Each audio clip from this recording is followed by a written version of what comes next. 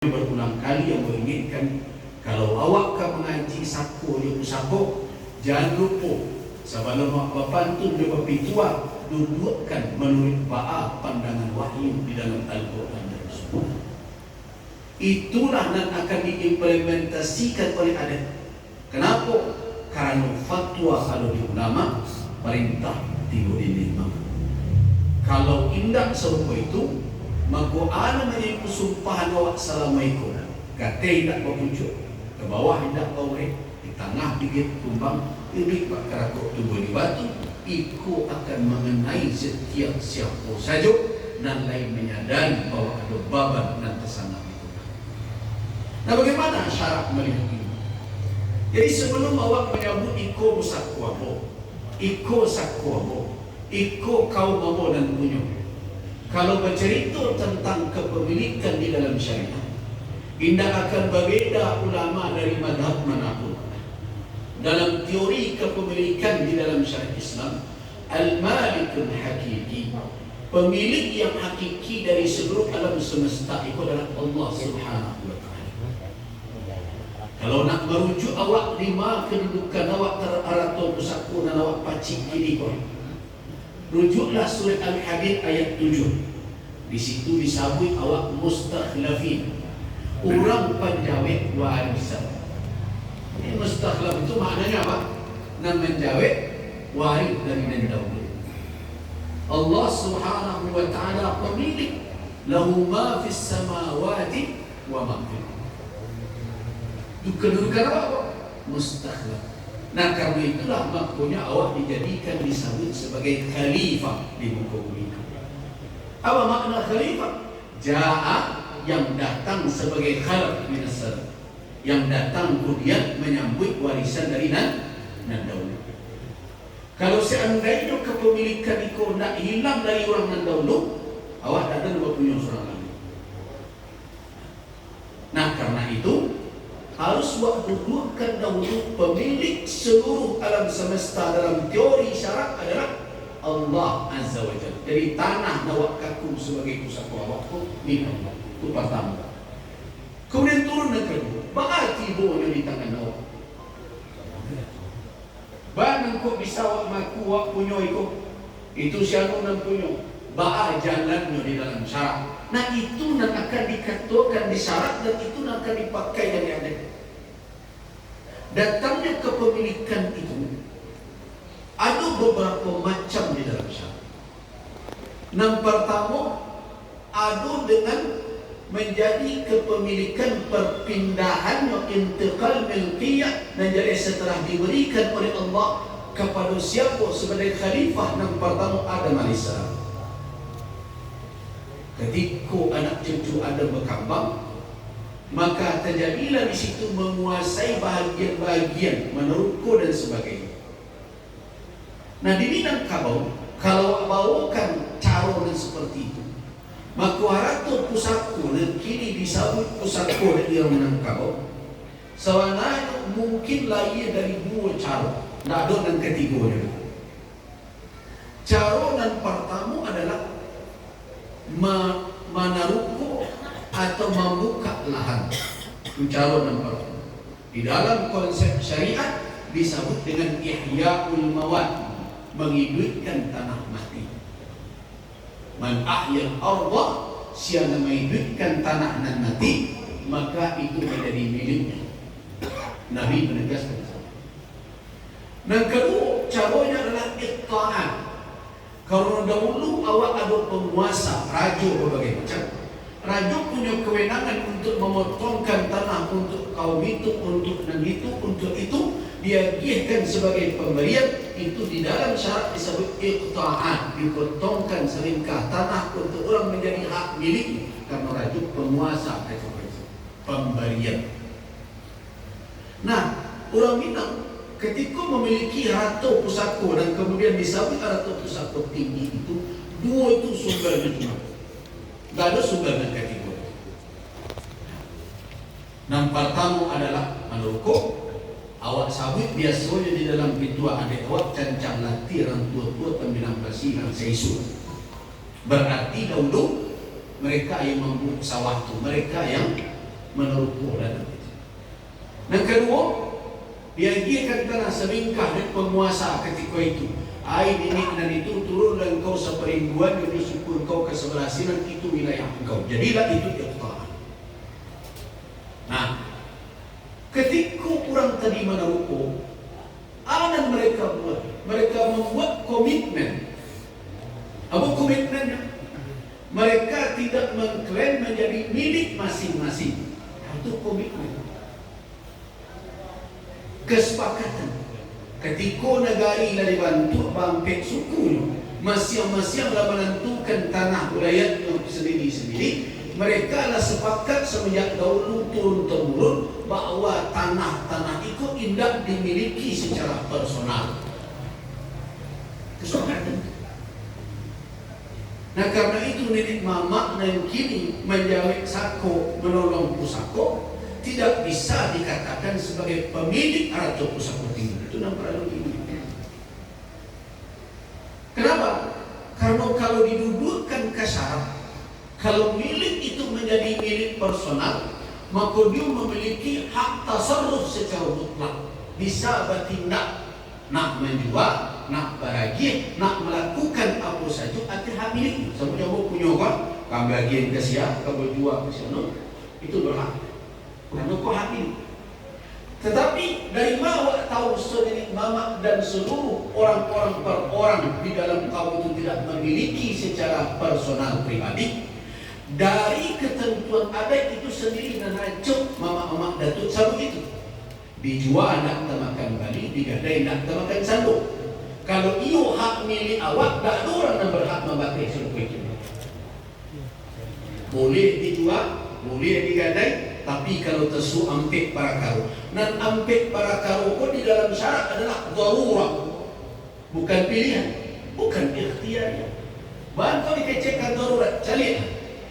Rumah gadang ketirisan. Bila orang kau menjual satu atau pesatu rumah gadang ketirisan, baik agak jual nau dirimbo tu rumah gadang ketirisan itu kepalu dia untuk menjual atau pesatu. Yang kedua kok, main terjual teh rumah itu fardu kifayah bagi kaum muslimin. Di mana kau menjual atau pesatu. Yang ketiga, gading-gadang tak berlaki. Oh, kepalu mana kau menjual atau pesatu untuk para leknu bahkan dalam adat kalau tersuruh gadang kayu. Gadang bahan ketik kayu, ketik bahan tak ada yang perlu dimasukkan. Nang kampe apa? Papi malu dikanyang pemangki batang terandam. Orang muslim tu pemaaf sifatnya. Kalau kain nak dia nak Allah Subhanahu wa taala ampun kain biadul maaf. Tapi bagaimana kau dibuat itu pengecualian? Karena orang Minang ada satu falsafah cara berfikir sebagai makhluk. Awak tak boleh berkata qadim. Begitu. Allah yang bersifat qadim.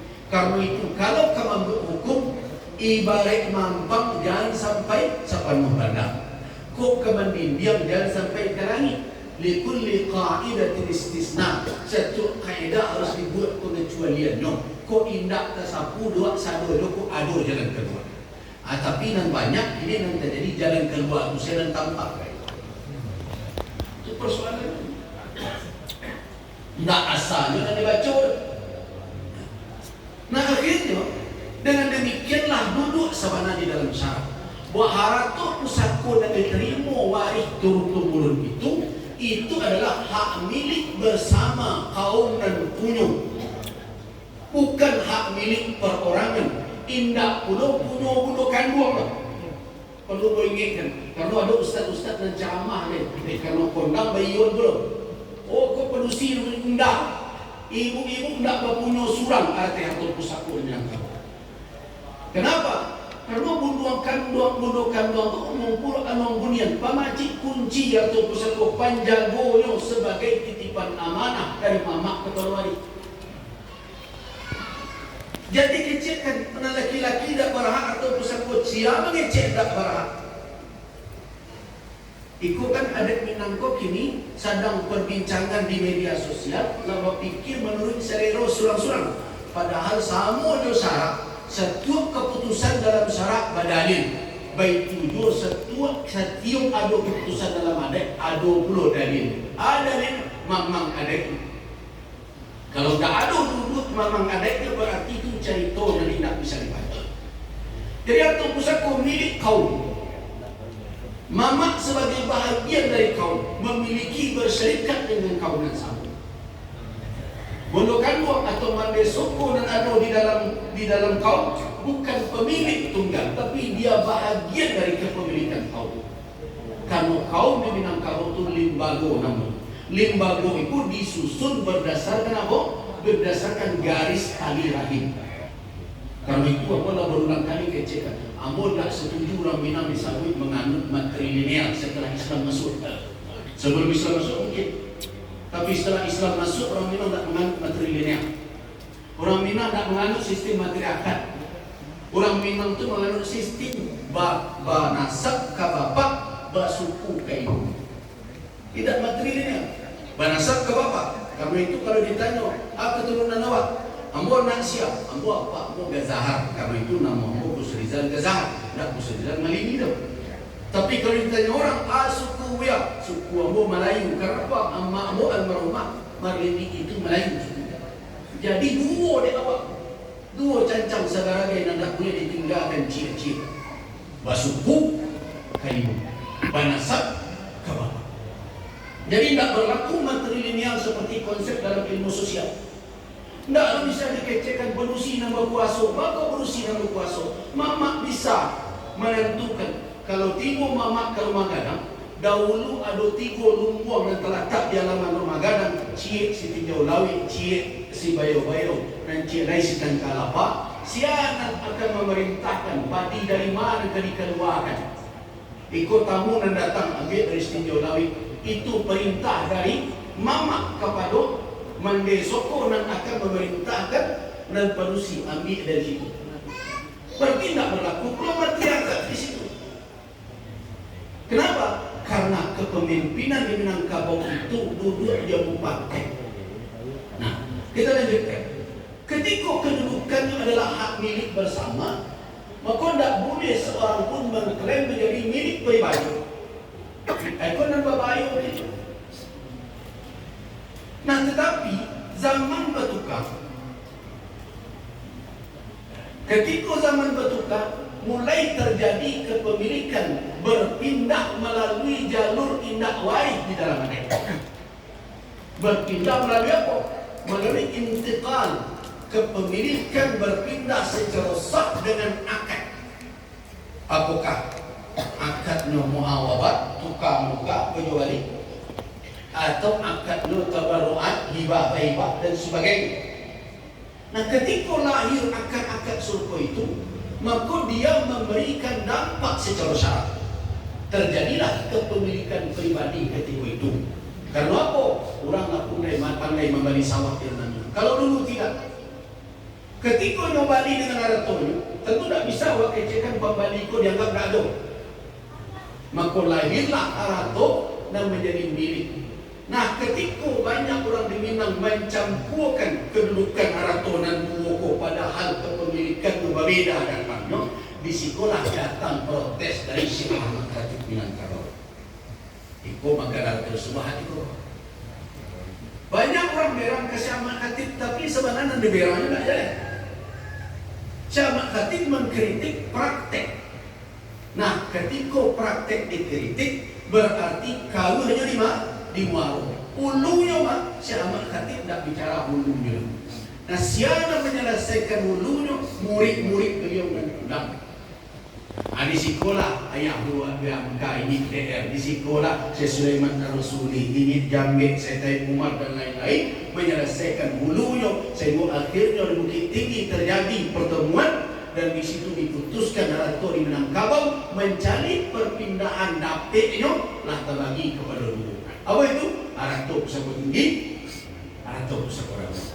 Arato Pusako Tinggi tidak masuk ke dalam hukum faraid. Nah, di situ banyak sebagian para ustaz dan agak tergelincir karena memasukkan harta pusako tinggi ke dalam ilmu faraid.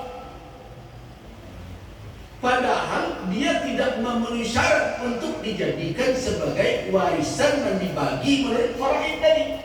Bukan tak sesuai dengan syarat, dia sesuai dengan syarat. Tapi tidak kasinan masuknya loh. Dia ibarat kamar, kalau kasinan dimasuk, sama memasukkan orang ke kamar dua jadi.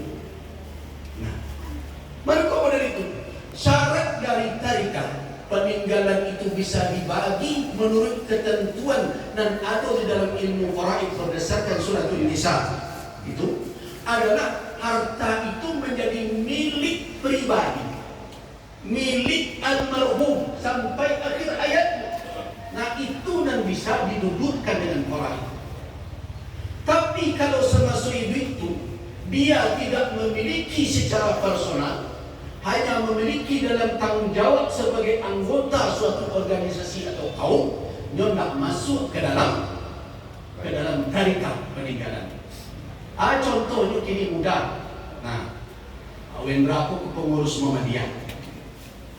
Bara banyaknya aset Muhammadiyah. Para pengurus Muhammadiyah, kalau lah banyak nanti meninggal salah seorang ketua Muhammadiyah, le ada hak anak mengecek mau warisan Pak Mbok. Karena Pak Mbok punya iyo tapi sebagai anggota. Nabi itu juga harta pusat tinggi itu. Tak bisa anak datang mana warisan Pak Mbok. Karena ini adalah punya ketika hidup ini hanya ikut memiliki bersama atas nama Allah, bahagian dari kaum. Nah karena itulah duduk sebenarnya haratu pusat Quran dah dudukkan menurut ketentuan faraid, sedangkan haratu pusat tinggi dudukkan dalam konsep kepemilikan di dalam Islam sebagai milik kaum berserikat seluruh anggota kaum dari mulai neneknya sampai kepada cucu cicitnya sekarang kau. Nah kini ada yang terjadi dengan dipaksakan menjadi sertifikasi dan berbagai macam. Nah disitulah persoalannya. Ketika zaman lah berlalu serupa itu, harta pula berpindah-pindah dalam berbagai bentuk. Kalau awak cari mungkin setuju kadang-kadang kalau di Baiso bara ada ulu suku awal nanti, kemudian bara pulau nanti kemudian bara banyak arah toko nalah basalut balut antara satu sama lain. Kalau dahulu buat mengecekkan filosofi untuk menegakkan negari bangkit suku, sebenarnya tak ada ratu pusako dan bersilang. Seluruhnya jalek, batihnya, bintalahnya. Tapi kini baru di tengah ratu pusako tanah wilayah orang Tanjung, ada tanah wilayah orang Melayu. Di tanah wilayah orang Melayu, ada tanah wilayah orang Caniago. Banyak terjadi serupa itu. Bisa jadi dahulu dia orang awak tidak terlalu baik dengan tanah sehingga mencari kutu pun bisa lebih tanah. Tetapi apakah hibah seperti itu dulu menurut hibah di dalam syarak? Itu harus didalilkan. Nah, bila pemerintah menolong mendudukkan batih wilayah dan berbagai macam dari tanah pusako, itu tiba-tiba sudah sertifikat saja. Bisa jadi tersertifikatkan, maaf saja, ajok terjadi. Orang di ladang lah tidur ke barando, orang di dapur dan ayat kakek bilik.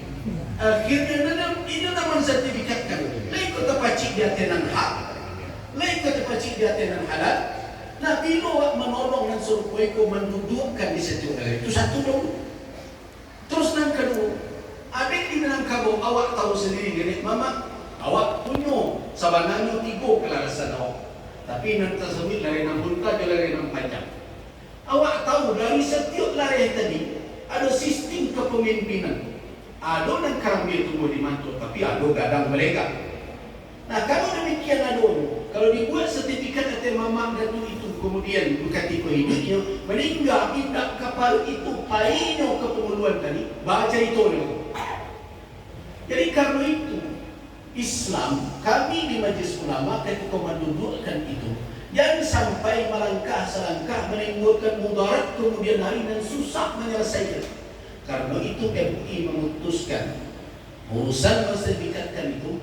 MUI sepakat setuju dengan perkara apa? Mendudukkan dan menjalihkan unit tagak perusahaan. Tapi MUI Sumatera Barat tidak setuju mensertifikasikan. Cukup pemerintah menolong melakukan legislasi dan mengakui keberadaan harta pusat tinggi, berhentilah sampai di situ dan ditanggung jawab. Billahi taufiq wal hidayah. Assalamualaikum warahmatullahi wabarakatuh. Baik, terima kasih ya. Nanti kalau ada yang nanti di YouTube ya Musizal bisa cari-cari, ada panjang dulu ya. Kemudian Pak, kemudian banyak persoalan ada. Kita lanjut perspektif hukum. bahas sebenarnya dulu. Kami orang hukum pun, ya Prof, apabila dua pakar hukum bertemu lahir tiga pendapat. Jadi pendapatnya berbeda. Kita masuk pendapat kami Prof. Lima agak soal-soal. Jadi kita minta ke Prof Yulia melihat dalam perspektif hukum, apakah tanah pelayan itu harus disertifikatkan menurut undang-undang